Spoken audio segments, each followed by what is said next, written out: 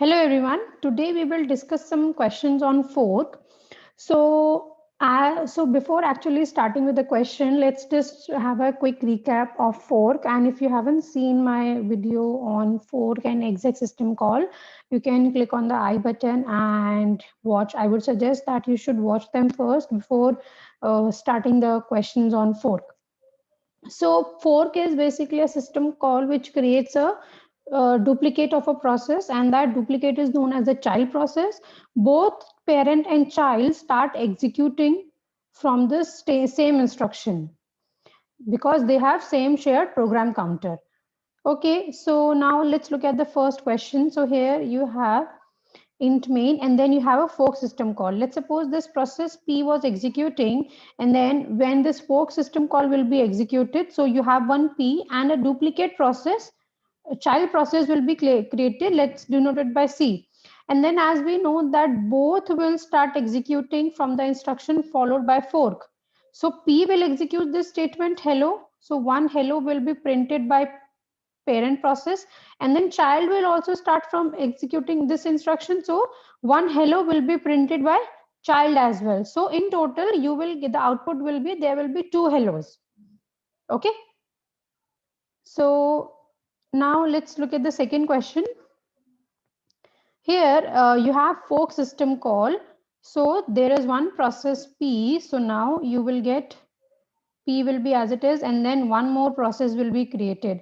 Now the instruction, sorry, the program counter will be pointing to this instruction. So both parent and child will execute this instruction, which is again a fork system call. So again, child process will be created. So P will be as it is, and then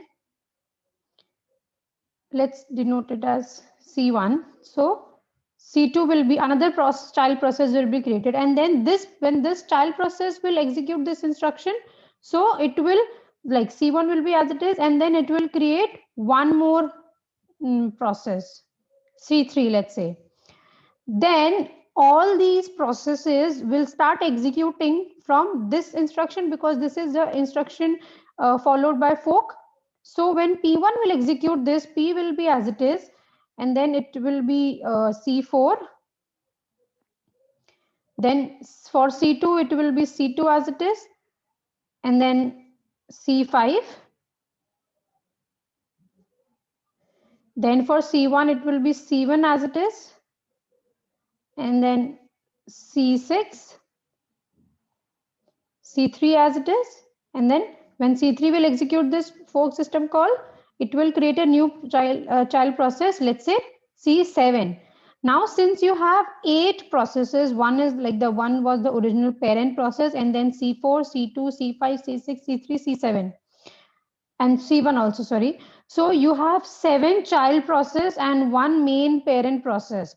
So you have 8 process, and all of them will execute this printf statement following this fork system call. So hence you will get 8 hellos as output. So let's discuss this again. So when this first system call will be executed, this is your two process will be created, and then both of them will execute the next statement, which is again a fork system call. So, so there will be 4 process, and then these 4 in turn will execute this fork system call, and then you will have 8 process, and then all of them will be executing the instruction followed by fork, which is printf. So you will get 8 hellos as output. Okay, so now this is another question, and for this we have discussed that when you execute a fork system call, it returns a positive value for parent, value less than 0 if there are some error in creating the child and the child has not been created, and then a value as 0 if the child process is executing. Now we have a parent process executing. Now you have if, and inside if you have fork system call. So first this will be executed, so parent will be as it is, and then it will create one more child, one child process C, let's say. And we know that for parent it returns a positive value, value greater than 0, and for child it returns 0.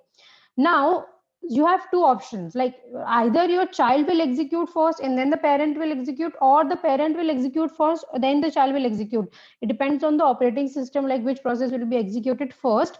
So let's say if you are executing the parent first, so in that case fork equals to 0 will be false. So you will go to the else part and you will get the output hello from parent. And then when the child process will execute the same instruction, so it will also start executing the instruction after fork. So that is this condition. So in that case, since child process is executing right now, so it will return 0, fork will return 0, and then this condition will evaluate to true. So you will print, like the output will be hello from child. Okay, so the output, like one possibility is you will get the output hello from parent, hello from child if parent executes first, or the child, if child executes first, then you will get hello from child first and then hello from parent. Okay, because here the parent is not waiting for the child to complete, so you don't know like which one will execute first. So that will be the output for this program. Now let's look at this one. Here we have a variable int x, like x, which is an integer variable storing the value 1. Now we know that fork creates a duplicate process, but the child and the parent have different data. Like if you are declaring a variable, so this variable will have a different copy for the child process and it will be different for the parent process. So okay, and then so this x is equals to 1. So if inside if you have fork, so again, so your p is there and then your child is there. So p will give you positive value and child will give you value 0. Like the fork will give value 0 if the child process is executing, and it will give a positive value, a value greater than 0 if the parent is executing. Now suppose, let's say the parent is executing first, so this condition will be false because the ID value returned by fork is greater than 0 when parent is executing. So we will move to the else part, and there like you have x variable equals to 1, and this child also has x variable equals to 1. Okay, but the parent is executing first, so there in else part it will be parent has x equals to, and then you are decrementing the x, so it will change to 0 now. So your output will be parent has x 0. Now the child process will run. So in that case, this condition will be true. So you will get the output child has x equals to plus plus x. The value of x for child is 1. So it will be first incremented to 2, and hence you will get the output child has x equals to 2. So the output can be, again you have two possibilities depending on the process that will be executed first. Either you will get the output parent has x equals to 0, child has x equal to 2, or you will get the output child has x equal to 2 and parent has x equals to 0. The main like the important thing here is that both will have their different copy of variables. They will not refer to the same copy. Okay. Now let's look at the next question. Okay, so here you have a loop, your I is starting from 0 till n, and you are doing I plus plus, and then there you have this fork system call. So let's discuss this assuming some value of n. Let's take value of n as 3. Okay, so when your I is equals to 0, it will start from 0. Wait a minute. So since your I is starting from 0, so the first iteration will be I is equals to 0. Now, since I is less than 3, so it will go inside the loop and it will execute the fork system call. So if this is your parent, it will be P and then C1. Okay. Now I will be, so then I will be incremented to 1, and it is still less than 3. So you will again enter the loop. And then if your parent process is executing and it will enter the loop, so for that it will be P and then your C2 And if when your child process is executing, and for that particular child process, the I is equals to 1 iteration will be this. It will create a new child process. Now, when your I becomes 3,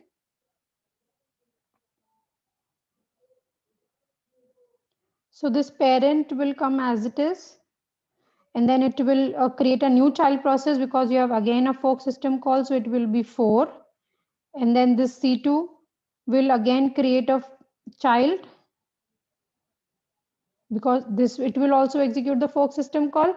And then C1, it will again create a new process C6, and then similarly this C3,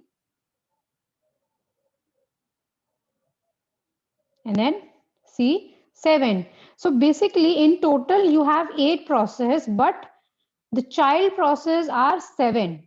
So we can say that 2 to the power 3 is 8. So if someone asks you, like if you have a fork system call and you have only one fork system call, so you will have two process. So 2 to the power 1 is 2, right? And now if you have two fork system calls, you have four process. So 2 to the power 2 is 4. So we can say, like if you have n fork system calls, the total process will be 2 to the power n, but the number of child process will be 2 to the power n minus 1, because in the total process 1 is your parent process. So here they're asking about the child process. So as you know, we have 7 child processes, and this was when we assume the value of n as 3. So like it will be 2 to the power 3 minus 1, which is 7. So if you want to generalize it, you can say that if you have n, you are executing the fork system call n times, or it is equivalent to writing the fork system call n times. So you will have 2 to the power n minus 1 child process. Okay. Now let's look at the other example. Now, before discussing this question, let's discuss the what is or and and. Like if or returns true if any one of the condition is true, and returns true if both of the condition are true. Now in or you have one thing, like if you have this kind of expression, and if this first condition is returning the value true, so this second condition is not checked, because we know that or will return true if any one of the condition is true. So if this first is true, you will directly go inside the if part. No need of checking for this. Okay.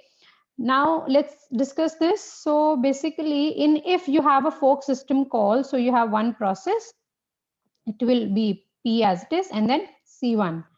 Now, if this P process is executing, this fork will return a positive value. And if this child process is executing, it will return a value 0. Now, assuming that this parent process is running, so here you will have a positive value. And we know that any positive value is true. Now, since it is true, you don't have to check for the second condition, because it is or returns true if any one of the condition is true. So this will not be executed, and you will directly go inside if, and you will execute this statement, which is again fork system call.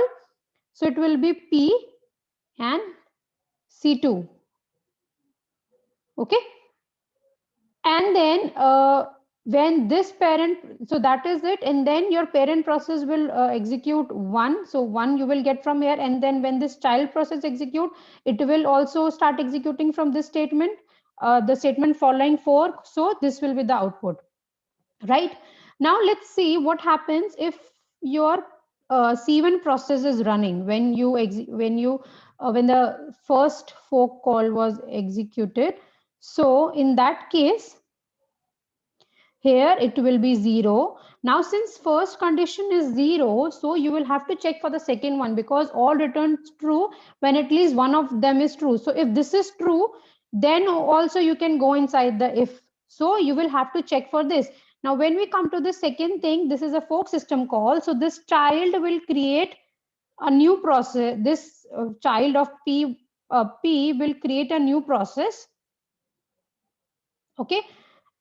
And if it is, so now since this C1 is the, wait a minute, now this C1, since it is the parent of C2, so for here it will return a positive value, because now is C1 is the parent of C2. and C2 is the child process, so this will be 0. Now if C1 is executing, so it will start executing from here. So we already have 0 here, and then if it is positive, so you have a positive value, which means true. So since one of the condition returns true, so we will enter the if because it is or, and then this fork system call will be executed. So we will have C1, and I'm sorry, it's C3 because you already have C2. So it will be C4. Okay.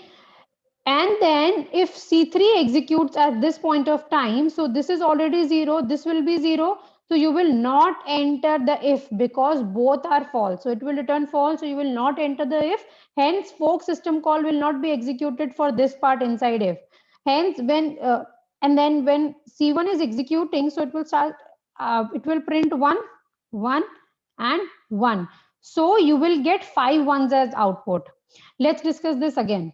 Okay, so just a quick recap. So if you have a process P, then it will be P and C1 if you execute the first system call in if this one. Okay, and then this fork will give a positive value if this parent process is executing, and it will give a 0 if this child process is executing, right? Now the point is that you don't, if the parent is executing, let's assume this is executing first. So since this parent is executing, so this fork will return a positive value, and hence positive means any value other than 0 means true. So you don't have to check for the second thing, because in or it or returns true when at least one of the condition is true. So no need of checking for this. This will not be executed for parent, and you will directly go inside the if, and there you have a fork system call, so it will create another child process C2.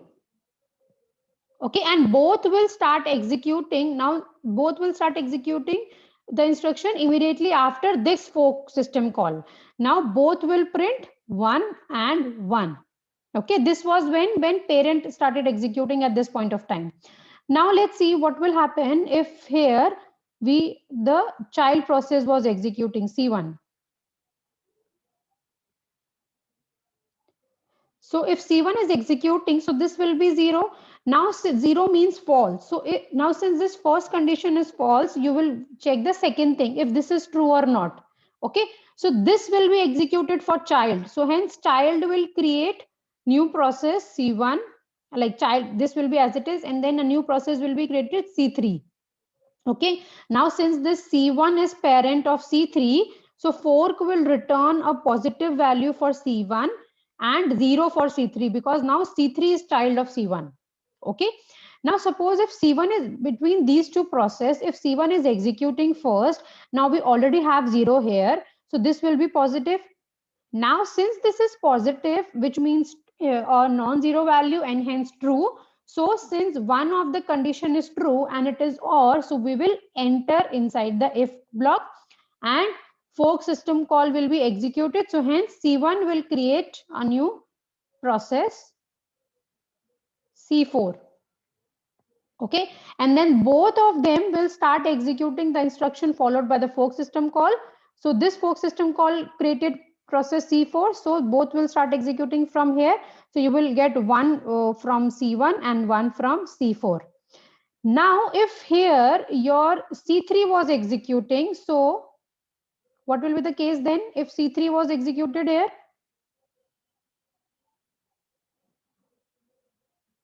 If see, this was already 0 because this C1 was executing, which was the child of P, right? We are working on this. We have two possibility here also. So if C3 is executing, so C3 is child of C1, so this will be 0. Now since both the condition are false, so you will not enter the if block, and hence this will not be executed. This will not be executed for C3, and hence you will immediately go to the statement following if block, which is 1. So you will get 1 as output from here. So in total you will get 5 ones as output. I hope this is clear to you. Now let's look at this question, and I would suggest that you should pause the video and apply the same logic that we discussed in the last example and try to do it on your own. Okay, and then you can resume and see the answer. Okay, so here inside if you have fork, so this will be the parent process, P as it is, and then the one child, C1. So if we have P, so this P will give you a positive value and then this will be 0, right? Now assuming that P is executing first, so you have a positive value. Now it is, now here we have AND. So AND returns true if both the conditions are true. So since your first condition is true, you have to check for the second one also, because if second one is also true, then only it will return true because it is AND. So if we check the second thing, you have again a fork system call for this parent. This is when this parent is executing. So P will be as it is, and then it will create one more child process C2. Okay, and then we this will be positive. Now we again have two possibilities for this one. Okay, for this fork system call, if your parent is executing, this will give you a positive value which is true, and since you are taking a negation of that, so it will be false. Okay, now since this is false, so and it is and, so we will not enter the if condition because and returns true if both are true. So since this whole thing will be false, so you will not enter the if block. So we will immediately go, no, not this. So we will just come out, like, I mean, the if block will be skipped and the statement following the if block will be executed for this parent, and you will get 2. Okay, but from here you have second path also, C2. Okay, so this first one is positive because originally the parent was executing, and then after, like, we are here, so this is already positive, right? Now from here you have second path also, C2. So if this C2 is executing, then this fork will return false because 0 means false, right? And then you are taking a negation of that, so ultimately it will be true. Now, since both the conditions are true, so you will enter the if block. Okay. And then inside if block, you have another if. Okay. So now let's discuss this. So here you have fork system call, and we are doing this for C2 right now. So I'm marking it so that we know that we are doing this for this particular process. So we are creating another process. Okay. Let's create more. C2 will be as it is. And then let's take C3. Okay, now you see this is OR, and let me write this positive and 0 because C3 is child of C2 and C2 is parent, so it will give positive for C2 now. Now you see you have a fork with OR. So if C2 is executing first, so let me mark this arrow here and erase this.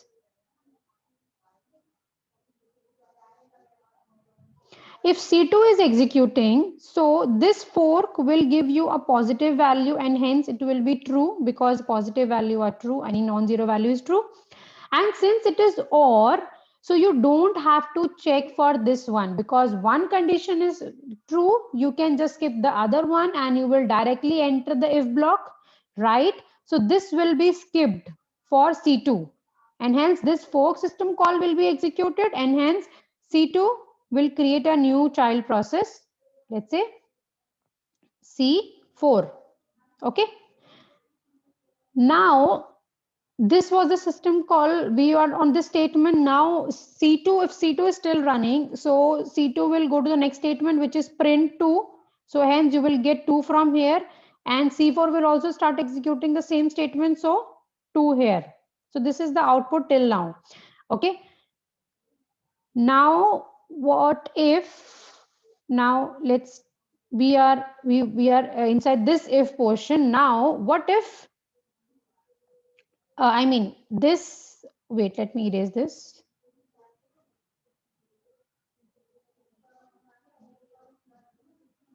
So till now we are inside the inner if block, right? And you have executed the fork system call. So you are here right now, C2. Now suppose we have traced this path. Now what if C3 is executing the child process? So for that, this fork system call inside the inner if will return a value 0, and 0 means false. So we will have to check for the other condition because it is OR. So you will check this fork. Now you are again creating a child process. So this C3 will create a process C5 and C6. Sorry, C3 and C5. Sorry. Yeah, C3 and C5. Now here, this will be positive because it is the parent, and this will be 0. Okay, now at this particular statement, we have two possibilities, right? This is fixed, 0 is right here. Okay, now you see at this particular statement, if C3 is executing, it will give a positive value. And since one of the condition is true, so we will enter the if block, and you are again creating new process. So C3 as it is, and then one more process C6, right? And if this C3 executes, you will get output as 2. So 1 2 you will get from here, and 1 2 you will get from this C6, right? And then if this C5 is executing, so this will be 0. Now let me erase this.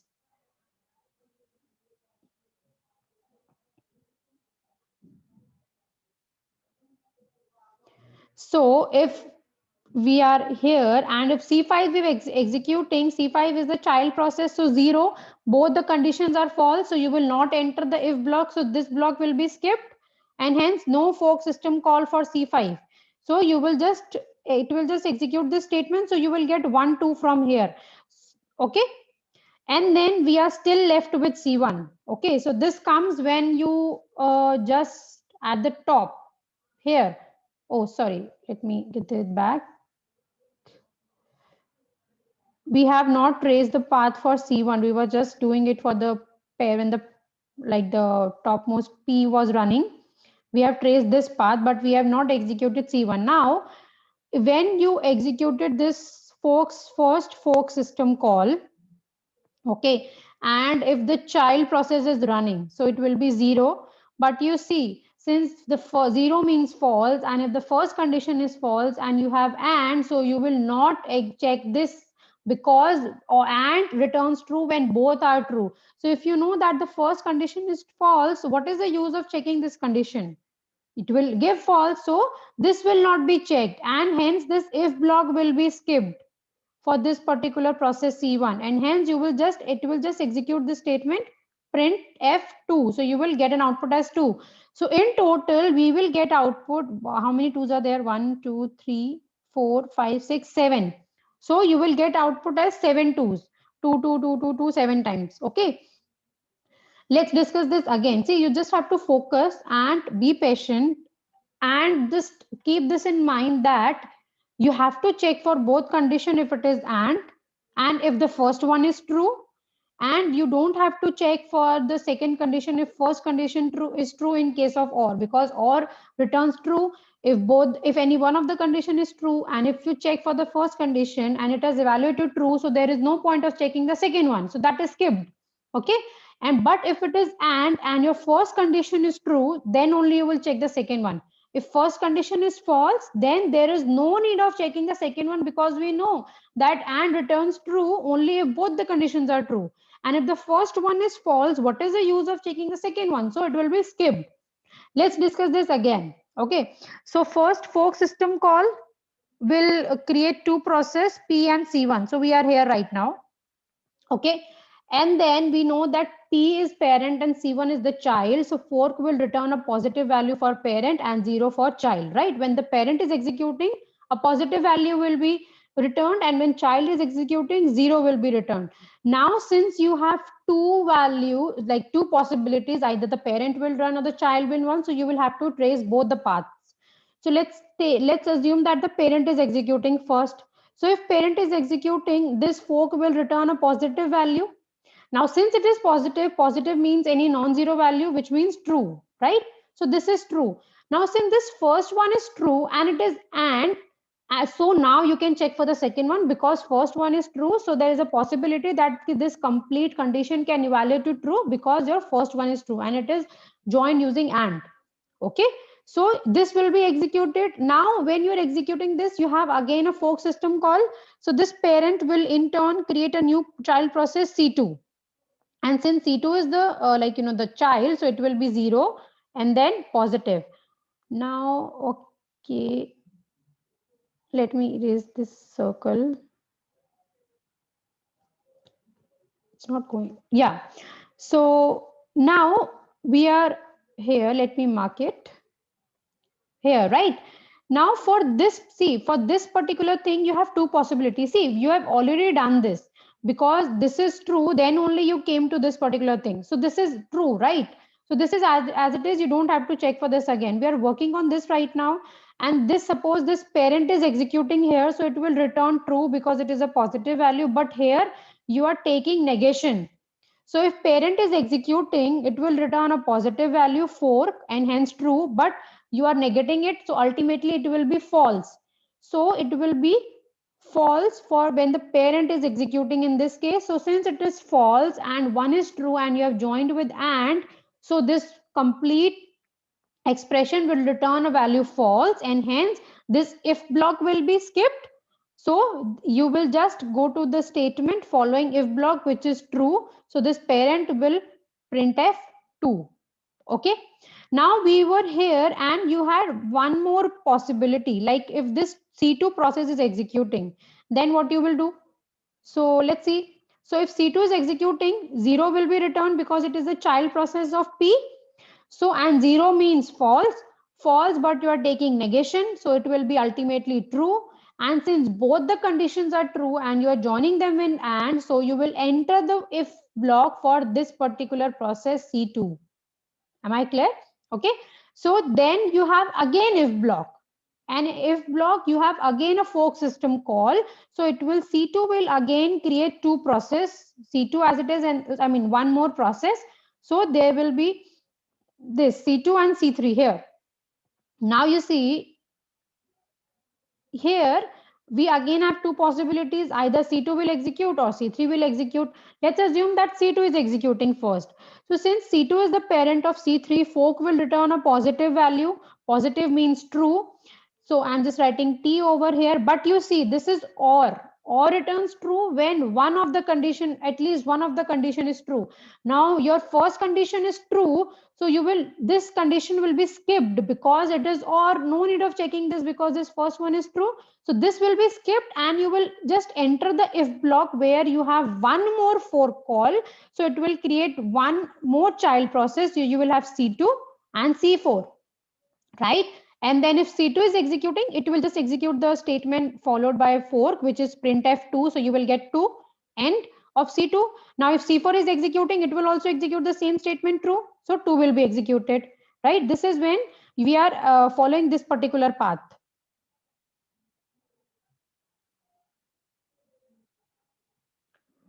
Now, like this path you are tracing now, what if this child process is running C3?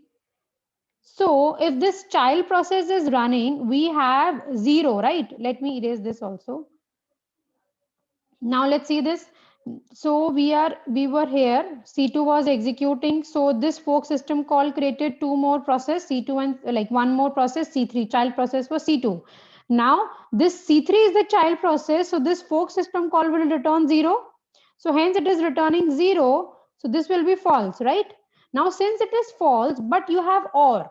So it, you have a possibility of returning, like you still have one possibility, like if the second condition is true, then you can get this complete condition as true. So now you will check for this because it is or, and or returns true when one is true, at least one of the condition is true. And since your first condition is false, so you still have a possibility of getting true as an answer because if your second condition evaluates to true. So now you have to check this. So again a fork. So this C3 will create one more process, C5 as child. Now C3 is the parent, right? So if this executes, it will give you a positive value. Positive means true, right? Non-zero value means true, so it will be true. And hence you will again enter the if block, again a fork system call. So it will in turn create new process C like C6 here. Okay. So C3 and C6 will you will have. Then you will just execute the statement followed by fork. So you will get 1, 2 from C3 and 1, 2 from C6. Now let's jump back to here. When C3 was executing, so this fork system call, you have two possibilities. We have trace the path for if C3 was executing. Now let's check what if your C5 was executing. So C5 is the child process, right? So it will return 0. So 0 means false. So this will be skipped. So hence you will not enter the if block. Here, let me just erase this. So this portion will be skipped. Okay. And then you will reach the end of the outer if block and then you will print 2. So you will get 1, 2 from C5 as well. Okay. Now we just, now you have C1 also, which we haven't checked what you will get if C1 executes at the top, right? Now let's see that.